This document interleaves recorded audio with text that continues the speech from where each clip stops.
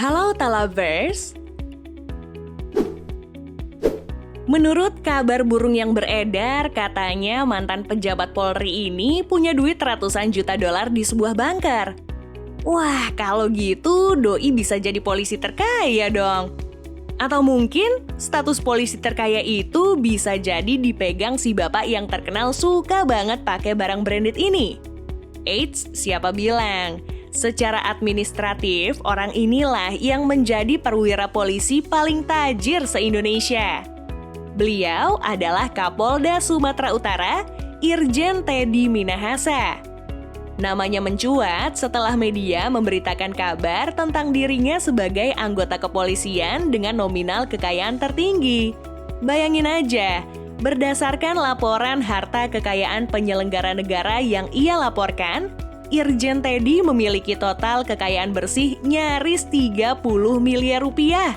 Angka itu bahkan jauh ngelewatin Kapolri yang notabene merupakan pimpinan tertinggi Kepolisian Republik Indonesia.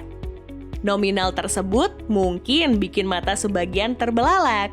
Tapi jauh sebelum menyandang status tersebut, pria bernama lengkap Teddy Minahasa Putra ini sebenarnya bukan perwira ecek-ecek yang bisa dipandang sebelah mata.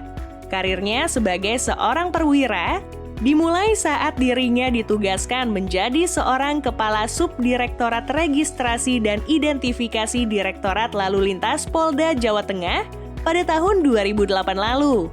Namun tentunya sebagaimana para perwira polisi lainnya, jauh sebelum itu ia harus menyelesaikan pendidikan di Akademi Kepolisian terlebih dahulu pada tahun 1993 silam.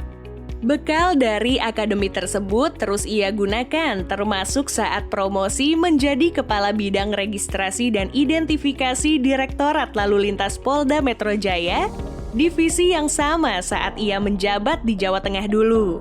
Namun, loncatan yang paling berarti dalam karirnya terjadi saat pria kelahiran 23 November 1971 ini dipilih sebagai ajudan wakil Presiden Yusuf Kala pada tahun 2014 silam. Tugas berat sebagai pengawal orang nomor 2 di Republik ini jelas bukan hal yang bisa diemban sembarang orang. Makanya, nama Irjen Teddy justru baru terkenal saat menduduki posisi ini.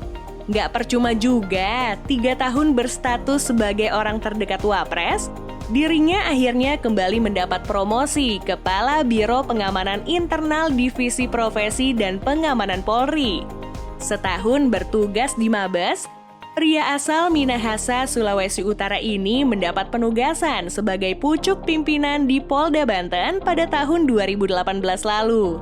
Pengalaman dari berbagai posisi akhirnya membuatnya ditunjuk sebagai staf ahli Kapolri bidang manajemen pada tahun 2019, tepat 2 tahun sebelum ia dilantik sebagai Kapolda Sumatera Barat seperti saat ini.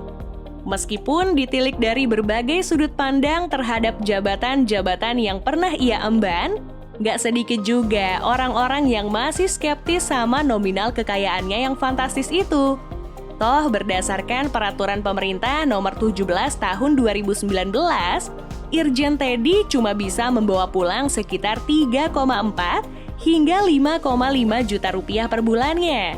Itu belum termasuk tunjangan yang berdasarkan jabatan yang ia emban bisa mencapai puluhan juta rupiah per bulannya. Agak jomplang ya sama kekayaannya. Menariknya, dari dokumen daftar kekayaan yang dilaporkannya tersebut, kita bisa tahu kalau beliau ini punya selera yang pakem di dunia otomotif. Tercatat, mantan Wakapolda Lampung ini memiliki 3 unit mobil yang gayanya sama semua. Pertama, ada Jeep Wrangler tahun 2016.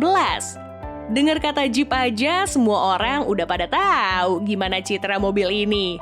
Gagah, tinggi besar, dan tangguh, semuanya cocok banget dengan fitrahnya Jeep sebagai sahabat lumpur. Proporsinya bukan cuma omong kosong alias gede badan doang, tapi kemampuan aslinya juga beneran bisa bikin hati tenang pas ngelewatin medan-medan gak bersahabat. Tuntutan buat melewati segala halang rintang terhadap mobil tersebut memang tinggi, Makanya mereka juga nggak neko-neko buat ngasih semuanya seperti fitur-fitur canggih untuk menunjang kemampuan off-road beratnya. Fitur itu pula yang harganya nggak mahal.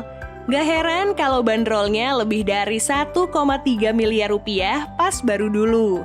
Di luar dari itu, Teddy juga masih memiliki 2 mobil yang punya cita rasa yang sama. Yap, keduanya adalah Toyota Land Cruiser dari era yang berbeda. Ada FJ55 yang legendaris, serta VX80 yang timeless. FJ55-nya sendiri ditaksir bernilai 75 juta rupiah.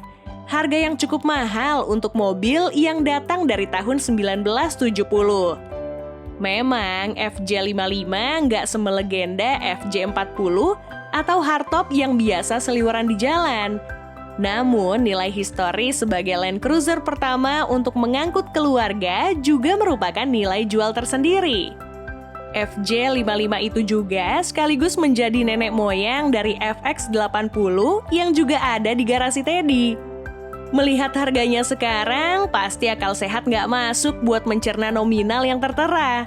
Mana bisa, mobil tahun 90-an, basic, nggak langka, Toyota pula, bisa dilego 600 juta rupiah.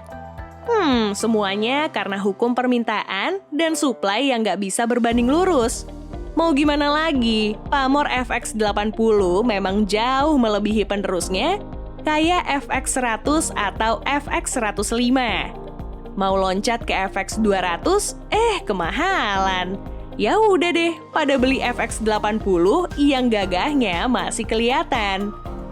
Ngomongin soal gagah-gagahan, Kapolda yang janji menumpas konsorsium 303 ini masih punya obat gagah yang cukup ampuh. Apalagi kalau bukan motor Harley Davidson tahun 2014. Ganteng ya? Aura geng motornya tuh dapet banget. Tapi bukan geng motor kampungan yang suka bikin onar ya. Melainkan geng motor Amerika yang pakai jaket kulit dan scarf plus kacamata hitam. Widih. Keempat kendaraannya itu bisa bernaung dengan nyaman di sebuah hunian mewah. Entah yang mana, soalnya soal hunian, Ketua Umum Harley Davidson Club Indonesia ini punya banyak banget harta berupa properti. Total, seenggaknya ada 53 petak tanah, sebagian besar diantaranya berikut dengan bangunan di atasnya yang menjadi hak milik Teddy. Jenis harta tersebut sekaligus juga mendominasi total kekayaan Teddy dengan nilai 25,8 miliar rupiah. Yang terbesar terletak di Malang. Tanah dan bangunan seluas 568 meter persegi tersebut ditaksir bernilai 4,2 miliar rupiah. Wah, tuan tanah toh. Wajar dong kalau kaya raya. Tapi selain kendaraan dan properti, mantan staf ahli wakil presiden ini juga menyimpan harta bergerak lainnya sebesar 500 juta rupiah. Ditambah dengan surat berharga senilai 62,5 juta rupiah, serta kas dan setara kas sebesar 1,6 miliar rupiah.